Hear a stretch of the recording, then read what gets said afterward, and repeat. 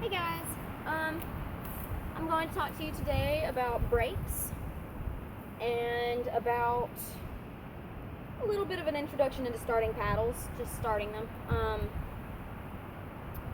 Usually these days I'm used to using my beautiful enchanted peacock hoop from Freestyle Spirals, my favorite hoop in the world. But for these moves I would suggest using your lighter hoop, using a bare hoop if possible. It's not going to hurt you to have grip tape. It'll probably help you to have grip tape because the clothing, which of course you should be wearing like a tank top or something. Make your clothes work for you. I suggest bare arms for this, as well as a bare hoop. Alright, so with brakes, you need to start out just with the hoop against your back. Start out like this, and I will say it will help you. It's super windy. It will help you to learn how to shoulder hoop first. It would make brakes and paddles easier, but I will say I do not think it is necessary. It is not a requirement to learn shoulder hooping before brakes and paddles. Everybody learns differently, but bare hoop, bare arms, you got that? Start with the hoop at your back, just against your back. And a motion that I want you to go ahead and get used to is doing this. You can hold the hoop and do it if you want, or you can just do it on your own. But this is the motion you're going to have to be doing. You're going to need to move your body with the hoop, okay? Because it's about physics. And you have to make the inertia of that hoop go in the other direction. So what you're trying to do is cradle that hoop. That's why you turn with it. You're turning to give it more time to slow down, because you're not just trying to stop it, because it's going to rattle it and it's going to it'll hurt you a little bit. It's just not the way to go about it. You've got to bend with the hoop some, and even pivot your feet if you need to. Do like this. Go up on your opposite toe if you need to get that body motion, okay? But braking is just, it's right there. If you grab the hoop with both your hands, and if you let go with one hand and bring it to the side there, that's where you're going to be braking, right? Boop. Right there where your hand can go up and stop the hoop next to your side, all right? People use different parts of their hands and wrists. Some people just use wrists. Some people use all wrists. That kind of hurts me. That bruises me. So I don't do it that way. I use the very bottom of my palm. I catch it right there. And that way you can actually even kind of send it back in the right direction if you need to get your fingers down there flat to make it go straight, that you can do that. I just prefer to use my hands, really. But just practice brakes. Just keep at it, because it's one of those things that you may think you're never going to get it, but you're going to get it. And once you get it, you're going to be like, duh, what was I doing? Like, it's like that for most everybody. The duh moment. But my suggestion is to pick a song. Pick a good song that's got like a good hard beat that stays with you throughout the whole song, doesn't change.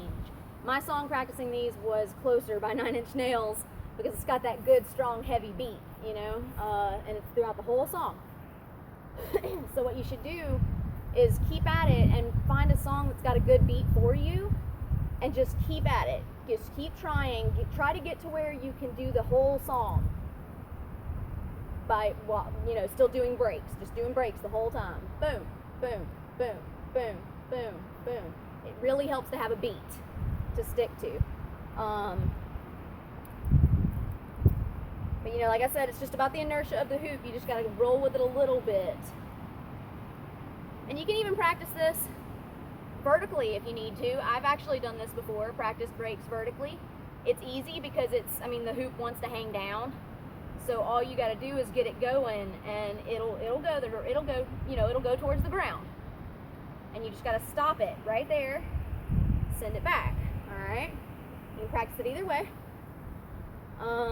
but just get really comfortable with it. Get comfortable with your brakes. And you can try even doing like both hands on either side, which you need to pivot for. This is easier if you pivot. Both hands, you can do one hand on either side as well. And that kind of helps you learn where that hoop needs to be for sending it back. You know, that kind of helps figure it out even more. When it comes to doing the paddles, I highly suggest, I learned this from Deanne Love. Love Deanne Love. I highly suggest learning to let the hoop go all the way around your body first without putting the paddles in. Learn it in sections. When you're doing regular brakes, you see the hoop is only opening up at your back. There's a hole at your back, and the hoop is basically riding your chest like this. You see? And what you're trying to achieve is actually letting that hoop go all the way around you once. All the way around. Now this is where the chest and shoulder hooping comes in handy, because it'll, you know, it shows you that move you need to be able to do to keep that hoop going straight, you know? But I highly suggest that. Deanne Love did it like an extreme way. She said, literally, you know, pivot up on your whole foot. You can see my foot. Pivot up on it like that. Pivot up. Because what you're doing is trying to get it to go all the way around. All the way around. All the way around. And you can pivot all the way to the side like that. Whoop! And it kind of helps you learn that. And then you can bring it in tighter to where you're just standing still. Okay?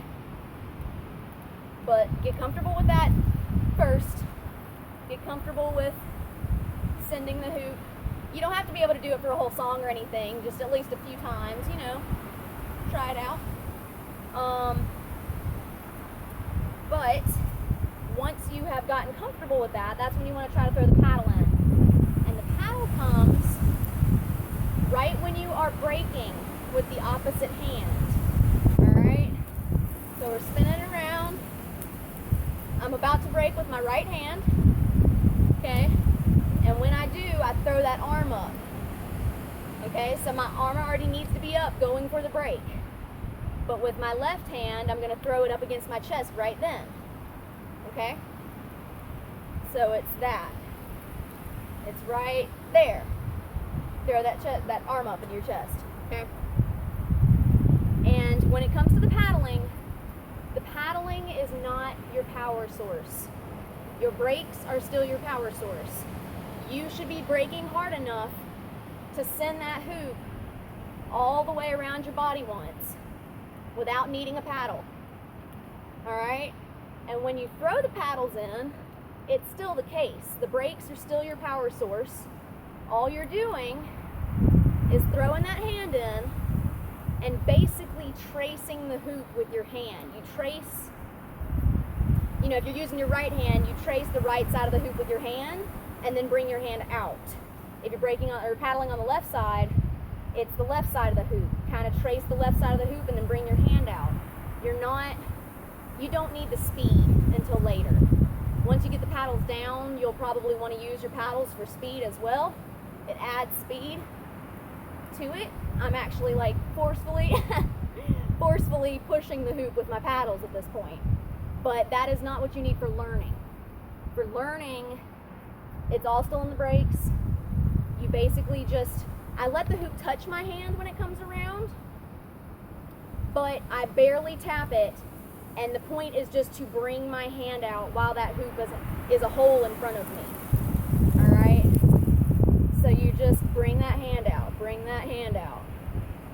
and you can learn it in phases. I kind of learned doing one side, and then braking, and then practice the one side again, and practice it again. And you can do it in a way that you can eventually start doing it every time, you know, like I would do where I did paddle, and then I would brake for a few times. And then I would paddle, brake for a few times. You kind of add your paddles in a, you know what I mean, like build up to them. Start out with just one or two. You get one on each side, and then you can just go back to braking. Or even if you just get one on one side, and you just want to practice doing them like that. I practiced like that for a while, actually. Just do it every once in a while, all right? And then, of course, once you get that, you got all kinds of other brakes. You got these brakes, you got like elbow paddles like these. You can do this kind. You'll be able to do all kinds of stuff. And learning basic brakes and paddles are going to be the basis for most of it. So I highly suggest it. Check out Audrey Scherer's video on brakes and paddles if you need in-depth further discussion of it. She actually goes with like a pattern of it, and that's a good video to check out. Otherwise, if you have any questions, just let me know. I will be happy to answer anything I can. And y'all have a wonderful day.